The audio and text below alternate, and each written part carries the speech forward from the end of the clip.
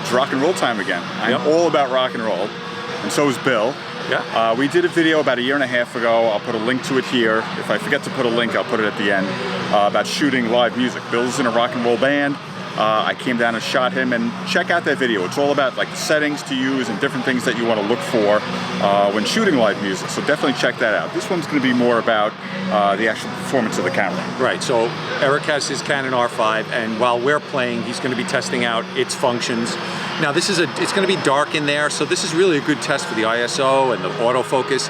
And then when my band's done, there's another band coming on, and then I'm going to take out my Nikon Z6 II and I'm going to do the same, and I'm going to see how it does. I just updated the firmware. It's supposed to be better in low light, and the autofocus is supposed to track better. So this is a good test where it's like real world, you know, like a situation where you may want to use your camera, and you see how it comes out. Right, yeah, real world, low light, you know, situation where you don't get a second chance, people are moving around, there might be lights flashing, low light. I really want to see how the eye detector autofocus works, and just see the overall quality of the autofocus and the high ISO shots. Yeah, so it should be a fun night.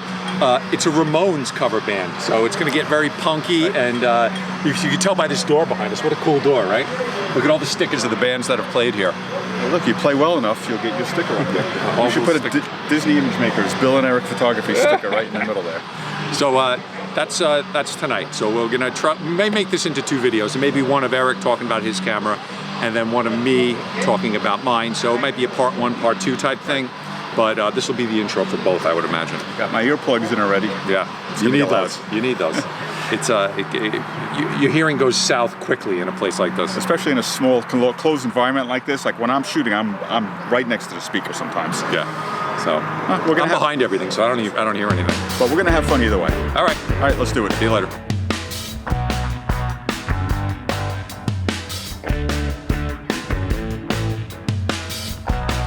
Hey, there's Bill. What's up? The worst part is setting up. I gotta wait for the band to set up before I even know where I can be. I don't know where the lights are gonna be. I don't know. But yeah, setting up.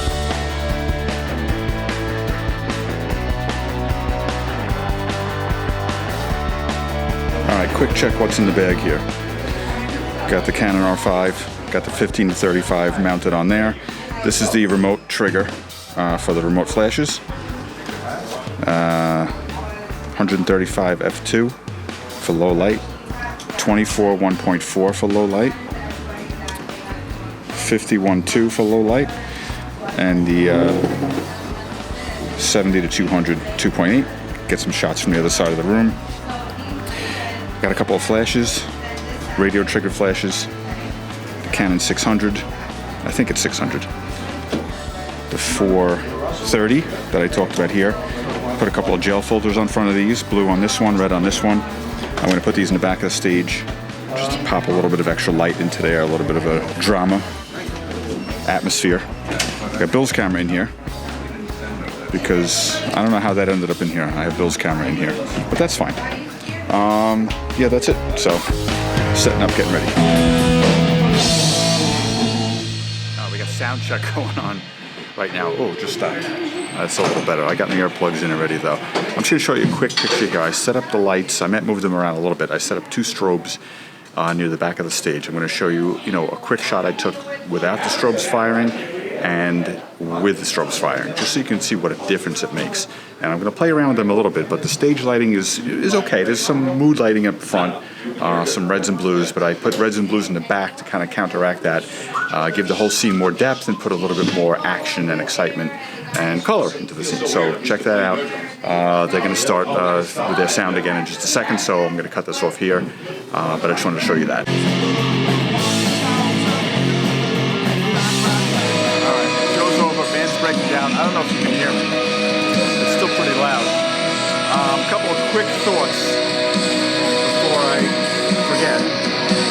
The eye autofocus worked great, autofocus worked great, low light situation worked absolutely great. It was very bright in the viewfinder. I did notice though that the RF lenses actually worked better than the EF lenses with the adapter for the autofocus, especially the eye autofocus.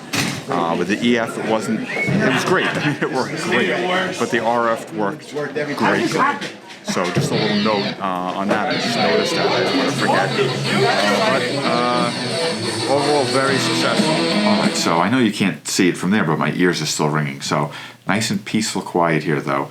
Got everything back in the computer. I haven't edited anything. I just want to go through and show you some of these images and kind of talk about, you know, what hit, what missed. But just for starters, the eye detect autofocus I think worked really, really great. Low light, very low light. When I looked through the viewfinder, everything was nice and bright. It was finding the eyes. I was mostly focusing just on one, framing just one individual at a time.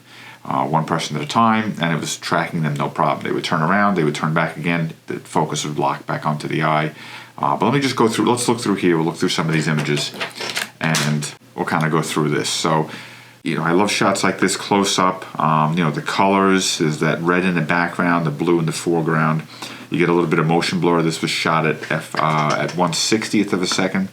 ISO 400. I've got a few of these. I just love the way the colors contrast each other with the blue in the back and the red off on the left hand side there. So again, eye autofocus on these shots was dead on. You can see this is at ISO 400. It was actually much darker than that, but I was able to shoot at 400 because I was using the strobe lights, the flashes. So, but it was hitting autofocus on all these shots. You know, simple shots like this, you know, to hit the eye right over here. Shots like this where the person's face was clearly in the picture and there was really nothing interfering. You know, it was basically dead on. This is actually in focus. There's just a little bit of motion blur there. And again, dead accurate autofocus on the eyes, which I'm really happy about. Again, the strobes didn't fire there. Nice rock and roll face on that. Again, none of these shots were edited. I quickly pointed in the other direction. I'm shooting all these so far with the 70-200, the RF 70-200 2.8. From, you know, 20, 30 feet away. Just pointed the camera over there, clicked it, it picked up autofocus immediately. Very happy with that. He's a singer. Same thing. I'm off a little bit here. Oh, you know what? It hit the microphone first. I turned over to him, it picked up the microphone. He's got the sunglasses on, so maybe that threw it off a little bit. But it was very dark, so. Off just, actually, no, it hit it right here. Focus is good right there. Just a little bit of motion blur.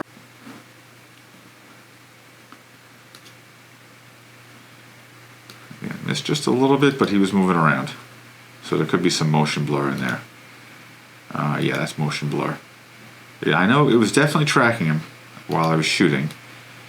This is spot on. I mean, you can see, you can count how many eyebrow hairs he has.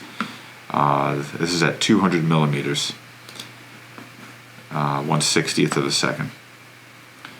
And, you know, just being able to shoot like this and not even think about getting my focus, but thinking about framing, thinking about, you know, I could look in the other corner, make sure my flash was charged and ready to go, and then kind of listening to the music, waiting to hear, you know, I listen to the song, I kind of know when he's going to open his mouth wide, when he's going to open his mouth with kind of a snarly face.